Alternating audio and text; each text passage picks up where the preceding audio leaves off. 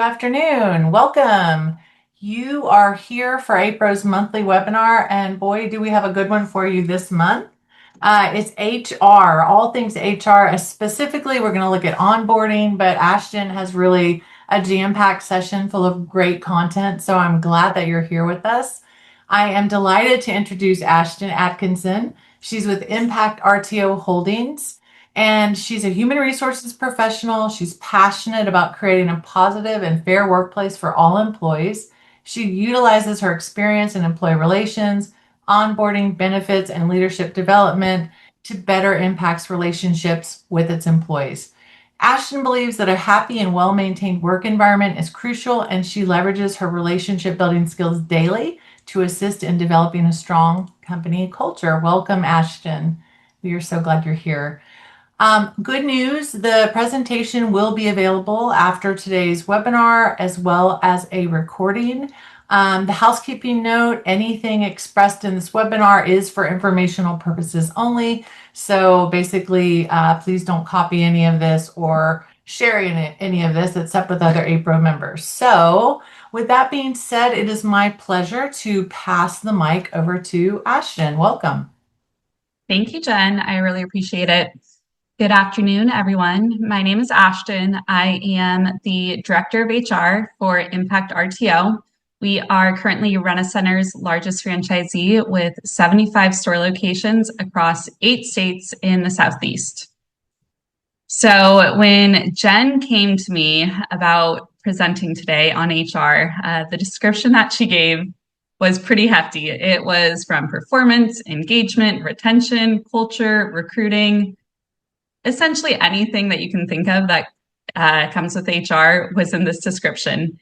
And I didn't know where to start because I could spend an entire day on just one of those topics. So here is what I decided to do. Rather than trying to cover everything, I'm going to share what we've actually built internally here at Impact and the real story of how we support our people currently. The things that are working super well in our organization, some things that maybe we're struggling with, and what we're still trying to figure out. And I can confidently say that I do not have all the answers for you, but we do have a pretty strong foundation, and what we have committed to is continuing to build on this foundation. So the very first thing I'm going to share is our foundation, which is our core values. These 3 core values, they weren't pulled from a list. They were really born through intention. And there was a roundtable session that our leadership team had where we sat down and asked, what is the most important thing within our business? Where do we actually need our employees to, and what do we need our employees to embody every single day? And these 3 came to life. Be present, seek to improve, and do what you say you're going to do. Today, as we walk through the life cycle, you'll notice that these core values appear through everything that we have created, and you'll see why they were built that way. So for example, do what you say you're going to do. This is how we hire and how we show up for our teammates every single day. Be present. That's the difference between a new hire walking into chaos and a new hire walking into what seems like a very professional store and environment. And then seek to improve is the value of how what we're driving to deliver values for our employees. So everything that we have built is really on the foundation of these 3 core values. So here is our employee life cycle. A few years ago, we were sitting here and we realized that we didn't have any type of formal document or any type of formal process that you could follow that would bring you from the start of your employment with Impact and to the end of your employment with Impact. So what that was causing was inconsistencies. You could have one store manager that is bringing a new hire in and they are getting an awesome new hire experience and they're feeling extremely welcomed. And then you could also have another store manager that maybe is not as experienced, bringing in a new hire and just putting them in the truck. You know, first 10 minutes walking in the door, hey, we need you to deliver a sofa. Let's get you on the road instead of actually fostering that strong environment that you need. So what we created was our employee life cycle. What it is a one-stop shop and a reference guide for every team member in our organization. And it answers pretty much any question that you could have during your employment with Impact. How do I get trained? What does advancement look like? What's your performance process? And by in no means is it a rule book, but it's really just a guidebook because nothing in here is permanent. One thing that we have come to learn is that flexibility is pertinent. You need flexibility because things change. The environment within our organization, it's ever changing. Employees' needs, desires, and wants, those need to be heard, and things within our life cycle need to be adjusted with that. So what we're going to be going through is this document essentially stage by stage, and I'll share with you what we've been successful in, what we're, actively building, and then an area of opportunity right now. So let's get into our employee life cycle. What's working? We're going to start with the good. All right. So kicking us off strong with hiring.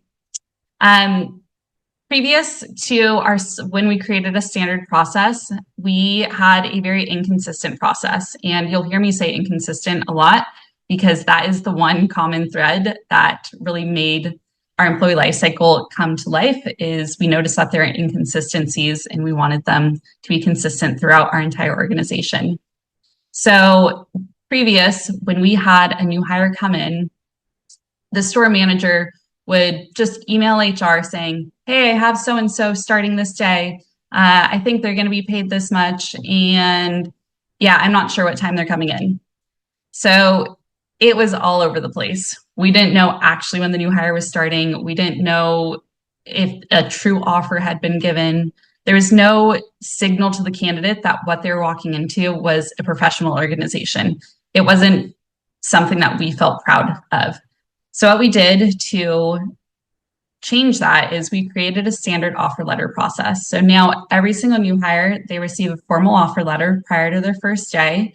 It's the same format, it's the same process, and it's across all 75 stores. So the offer letter is truly the first impression of what a new hire has of Impact RTO. And you know what they say, first impressions are everything. So before they even clock in, it tells them that we're an organized operation and that we're excited and ready for their employment and that we're going to be taking it seriously. Something as simple as a standard offer letter completely changed the tone of what it felt like to be joining our company. From inconsistent and all over the place to now polished, refined, and oh, I have a home here. I'm welcome. So tying that back to our core value of do what you say you're going to do. Next area is our onboarding process. So this was a pretty big hurdle to attack because onboarding really embodies bringing this new hire into a new home where they're going to be starting their new career. And prior to having a standard onboarding process, like I mentioned, it was inconsistent. You could walk into one store and they would have no onboarding process and walk into another store and the new hire would feel well equipped and ready to go. And it really came down to how engaged was the rest of the team. And hey, I completely get that sometimes you're short-staffed and you do need hands on the other end of a sofa and it needs to be delivered. But when that becomes the standard, that also becomes the problem. So it wasn't necessarily the store manager's intention to be throwing a new hire on the other end of the sofa, but we weren't giving them a standard to operate from. So what we did was we built the process of you get your offer letter and then we get you added into our system. So I'm sure that you all have like standard systems, HR systems. We have our employee recognition platform, our training platform. And once the new hire is added in, after they've completed their portion of onboarding, they are set up into our internal HR ecosystem. And then they're also sent a welcome letter, which is going to include our life cycle, as well as any other important documents that they might need during their employment with Impact. really what we were wanting to do here is ensure that the new hires have no guessing as to what's coming next. All right. And then as you know, we have our new hires that are now in our system. They are fully capable employees. The next questions always come up of performance reviews. When am I getting my pay raise? When can I see that increase? How am I doing with my performance? And that was huge. We used to do a quarterly performance review, and it was solely based on operational metrics, how the store itself was doing. So it was not necessarily personal to the individual. And we found that they were just the system that we had in place just was not effective. It was not needle moving, and there was no real outcomes. And we all know that performance reviews take a long time. So if you're doing them quarterly and you're doing them for 5, 6, 7 employees within your store, we saw some performance reviews that you could tell were done very, very quickly and no effort or time put into it. So what we did was we actually cut back our performance review process, and now we do it semi-annually, and we are only rating them on 2 things. One is store performance. So you do have a qualifier. If your store is hitting the qualifier, then you are eligible for a pay increase. And then the second part of that is the coworker aligning with our core values? So we're not just asking what has the store produced, but we're asking how has this individual, as the employee, how have they shown up? Are they meeting expectations in terms of our core values? So as you can see, our core values really are the foundation. Are they fitting within the organization, and are they meeting the values that we as an organization live through? So if somebody is meeting the store operational metrics as well as their core values, then they are eligible for a pay increase.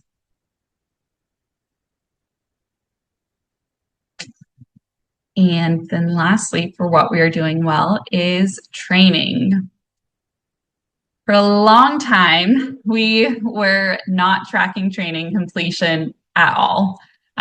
We have an awesome partnership with Rent-A-Center, and they do have something called Drive First Year, which essentially is a new hire's full first week of employment, where they're sitting down at the computer and watching the videos. They're getting the foundation of what it's like to be a Rent-A-Center employee or just a rent-to-own employee, what it's like to be in the field, how to safely lift, how to safely handle the merchandise, all of the foundational procedures that need to be known.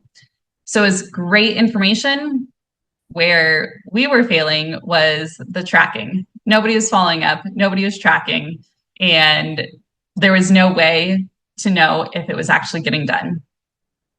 One thing that we have learned is that you can't improve what you're not measuring. So we took that seriously, and we really started to crack down on training. We made Drive First Gear and Drive Second Gear, which is the first 90 days of employment, one of the most important things during an employee's new hire experience. So they complete their first gear, and then ideally they jump into their second gear to round out their 90 days. And what we did to really push this beetle to ensure that people are finishing it is that we tied their bonus eligibility to training completion. So if you as a new hire have not completed your new hire training, you completely skip over Drive First Gear, you completely skip over Drive Second Gear, yourself nor your store manager will receive your bonus. And while that seems like, whoa, that's a little intense, fortunately, we did not receive any pushback. I think that was a true signal to our entire team that they understand that training is important. It's more than just having an employee walk in the first day, throwing them on the other end of the sofa and saying, go. It's coming back to that foundation. All right, so the areas that we are actively working on: recruiting and advancement. Recruiting. This one is pretty humbling in the sense that there are so many factors that we can't control when it comes to recruiting. There's the labor market. There's what competitors are paying for. There is an individual's just life circumstances. There's a better offer for a quarter more down the street. And we can't control any of that. So we really focus on what we can control. One thing that we recently did was we gave recruiting to our store managers. And what I mean by that is previously we had it as a centralized system where all candidates were coming into our HR team and we were individually sending out hundreds of candidates a week to the stores. And the store manager had to wait, we're getting the emails in, then we're forwarding them candidates to the store managers. And it really just created a bottleneck. Requisitions were taking too long to fill, and the quality of candidates just it wasn't where it needed to be, which really slowed down the recruiting process. And if you've had to hire somebody, speed is the essence of the game here with recruiting. So we did partner with a new applicant tracking system that gave the power to our store managers. So now they can be proactive. And the second that a candidate comes into their requisition, they're able to receive that candidate right away and move them through the process. So that gives access to really everyone in real time. They're able to message the candidate through this platform and chat with them back and forth versus waiting to get the application, then pick up the phone and call them. With that, we also have started to build out standard recruiting guides and assessments. We have found that assessing the new hires, that really bumps up the quality of candidate. So we know the candidate that's coming in and what to expect out of them. We're not necessarily disqualifying anybody through these assessments. However, we do understand their personality type and the style of the way that they're going to work within our organization.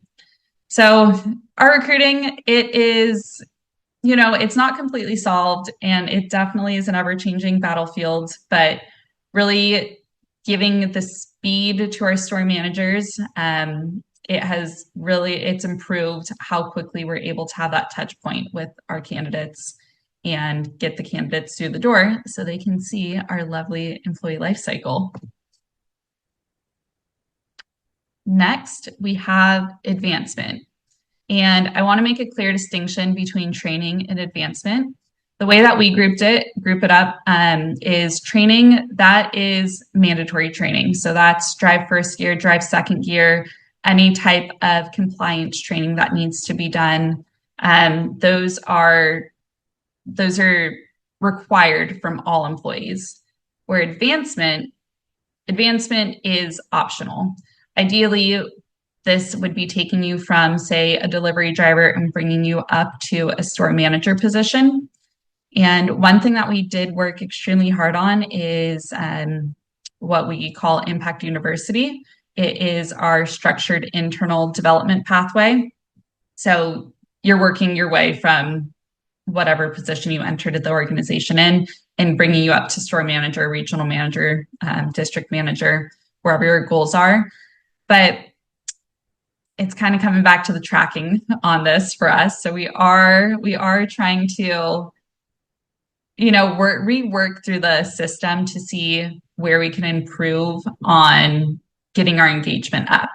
Ideally, we're bringing in individuals to the organization that do want a future with impact, so they can continue to grow within.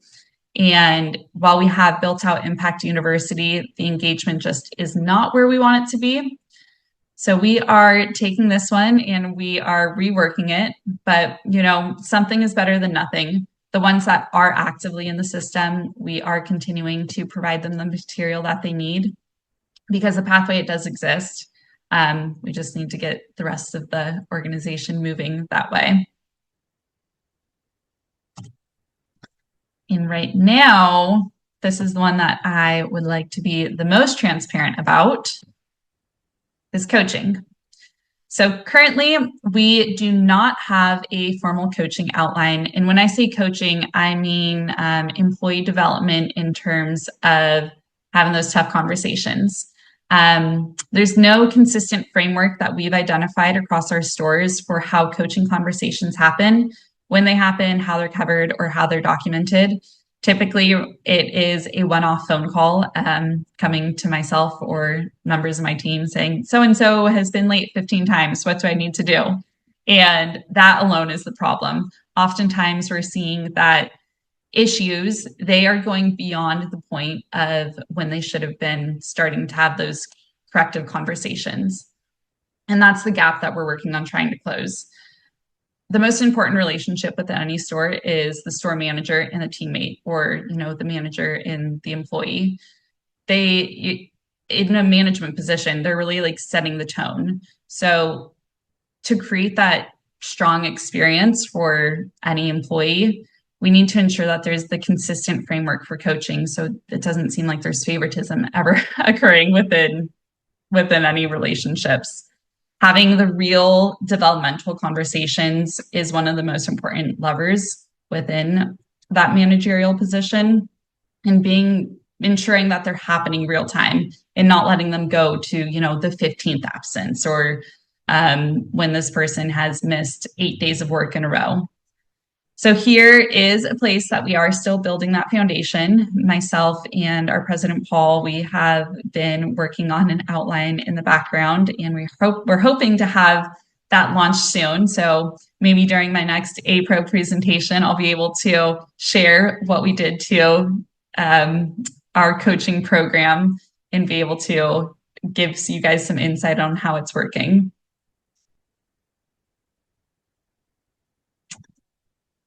And one thing that we really have come to learn is that nothing is permanent. One thing that we do is we send out engagement surveys twice a year, and they're completely anonymous. So it goes out to every single teammate, and they have the opportunity to share their experience within those past 6 months. And that's the stuff that we need to hear. That is how we can improve the experience that they're having, because there's so many things that happen on the day-to-day basis that we just don't know about, that we don't hear.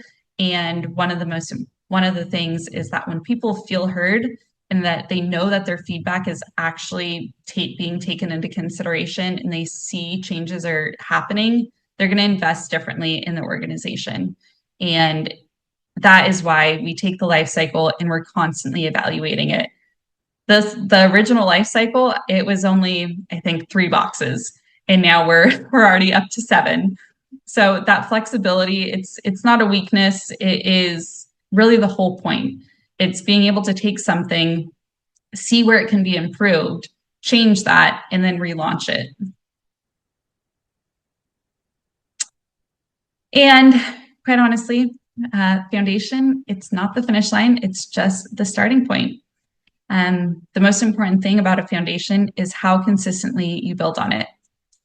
Every stage that we walked through today, it really started with a gap and someone deciding that it wasn't good enough with what we were doing and what we could do better for our people. And in HR, our customer is our teammates. So we got extremely serious about that. And we identified how can we better serve our customer, aka our teammate. And when we're serving our teammates better, we know that our customers are receiving that better service. So thank you everyone for your time. I will open the floor for any questions. Ashton, that was so great. I'm going to ask everybody to go to their reaction buttons and give this wonderful woman a heart, some applause, all of the things. That was great. And I love kind of the inside look at HR at Impact. I tell you what, Ashton, all the people at Impact are amazing. And now you've just become my new best friend at Impact. Don't tell Paul. He's on here. So sorry, Paul. But that was great. So I do have a couple of questions though. And I saw Pete's in here too. Hey, Pete. I was excited to hear about the interviewing process and how that works. My son just interviewed for Target and he did everything with the robot. It was all just on his phone with the video. And so that's my question. And Pete's question is similar, is when you're interviewing candidates, are they virtual, in person, or both? Because they're a little deeper on the interviewing. Yeah, great question. It is quite honestly crazy what AI is doing with interviewing. So for us personally, what we do is we receive a candidate, and if we are interested in them, the first step is to set up a phone screen. So we can either set one up directly through our messaging platform, through our recruiting site, or we just pick up the phone and call them. So we'll do that initial phone screen with them to ensure that they know what they're applying for. Because we've found so many times somebody's applying for an account delivery specialist position and they think they're going to be sitting behind a desk all day. Right. So instantly, if they are not interested after the phone screen, then we pass on that candidate. But if it is something that they are interested in, that is when they come in for step number 2, which is that in-person interview. And we have built out interview guides for the phone screen and the in-person interview, so it stays consistent throughout the organization. And of course, there is organic conversation that does come up, but for our newer store managers, or maybe somebody that doesn't ever have to staff their stores, we want them to feel confident, because it can be a little nerve-wracking doing your first interview. So we want them to feel confident and comfortable with whoever is sitting in front of them. Yeah, I love that. That's great. And I love that you're managing expectations right out of the gate and screening people off. Not everybody is the right fit. So why waste their time? Why waste your time? So that's great. Exactly. And then another question just came in from John, and I encourage everybody to put their questions in here for Ashton. He says, other when someone starts in the wages, what other items are within the offer letter? And I'm not going to lie, I want to see that offer letter too. I know. I actually, I'm more than happy to share that as a debrief with this. But in the offer letter, it has, a standard welcome message. It addresses the candidate. So it says their first, last name, and it says what position they're going to be coming in as, their hourly rate, their scheduled shift, which I know can be dependent, but usually you put Monday through Friday or Monday through Saturday, 2 days off. What store they're going to be working at. It should be obvious what store they're working at, but it's always included. And then just a nice message about actually joining the organization and anything that they might need to know on their first day, like bringing their driver's license, social security card for their I-9 verification. And then it is signed by the store manager. So that makes it even a little bit more official. And they're actually signing that document and resending it back in. So it's more Wow. than just, a piece of paper that they're receiving. They are truly signing off on it. I love that. That makes it official. And is that Mhm. through text or email or both? It's through either email or, they come into the store, we print it off for them, and then they send it off to In HR. person. Okay. Yep. I love that. That's cool. So you're doing something, I have a made up word called consistencying, and that's what you've done. You've consistencyzed the process in so many areas. And I love that. So feel free to steal Gonna that have to word, steal that Ashton, one. because Yep. you're doing it and you're doing a great job out of it. And I want to applaud. Let's use our reaction buttons again. Let's just give a little bit more love, because I love the honesty that you brought to this presentation. I mean, you gave us a report card on how you're doing, and that kind of candor, and it's refreshing, honestly. Yeah, And I'm not so, going to sit here and say that I have everything figured out by any means. yeah, Like I shared earlier, it is about flexibility, and you have to be able to flow with the organization and what's going on and within your teammates' lives. So as they're absolutely. changing, so are we. That's great. Well, and I will say the one thing that I'm excited about is y'all's coaching. And I already put in here, we're going to have a part 2. So when y'all are ready Done. to get that on the books, just let me know. Coaching is hard. But it sounds like you guys, it's not like I go get a coach from the outside. It's you're wanting to turn the store manager into the coach. Am I understanding kind of how that works? Yeah, exactly. So coaching is hard. Having any difficult conversation, even if it's your best friend, it can be challenging. It's just that human confrontation, it doesn't come natural to many people. So they, of course, have myself as a sounding board as well as a regional manager. But what we're striving to do is have kind of like what we created with the life cycle, have a reference document of, okay, here is a situation where somebody's been late multiple times, the steps to follow. Here's a sample script that you can use. And then they can even take that and do like role playing if they would like to with their regional manager prior to actually having the conversation. But Mm, making it so it's not as intimidating, because I right. feel as though that some of the reasons these conversations don't happen outside of the busyness, because busy will always be an explanation or an excuse. Um, it's just that breaking down it being uncomfortable. So if we can mitigate it being uncomfortable and it just is more, here's what happened, here's how to address it. I love it. That is so cool. And what a gift to the store manager, because truly this is two-way professional development. I mean, if you're Yeah. giving them these tools, they're becoming better at their job. So that's really great. So you talked about day one, and I'm going to Mhm. do a shameless plug, and I will encourage everybody to put their questions in the chat while I'm doing this. I'm going to do a shameless plug because we created a tool for day ones. And the idea, and it sounds like you guys have something wonderful already. This drive one sounds incredible. The idea is that they come to the store, and let's say you weren't ready. Here's a course you can put in front of them. It takes anywhere from 15 minutes to an hour. Let me share my screen, Benji, and I will show what it looks like for you guys. But it's really quick, it's really easy. And the first course that we developed, we have a couple other sales courses in here that people are welcome. All of this is free, it's part of your APRO membership. But we have an intro to RTO course. You create a very quick account and it takes you into it. Oh, I was going to try to show you the first screen. It's not coming up for me. But anyway, it has videos, it has little assessments, but if somebody just happens to show up at your store, then guess what? We have just the thing for you. So Benji is going to put the link to this in the chat so that people have it. If you're Rent-A-Center, you don't need it, but if you're anything else, we hope that you will use it.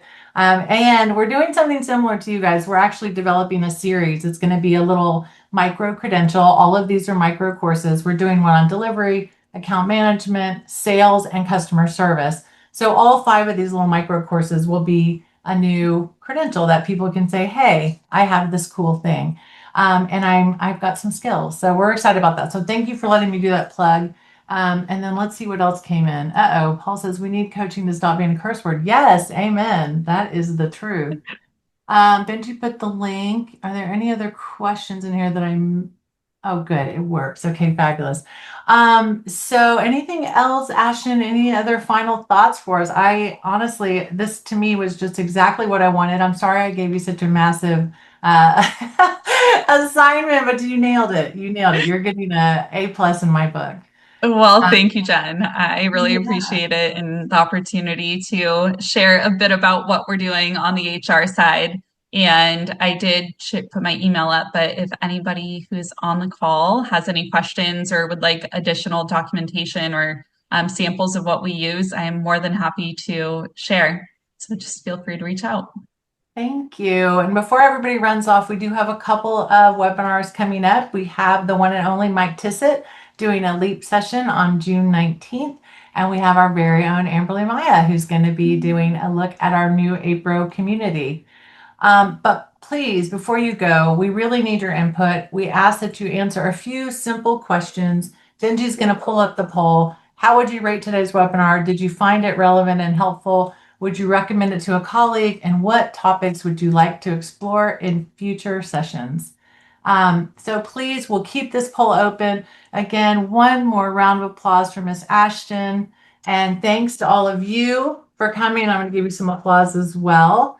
And Yeah. we will leave this chat open for the next few minutes. So thanks, everybody. Thanks, Ashton. That was amazing. Thank you. Really We appreciate appreciate it. you.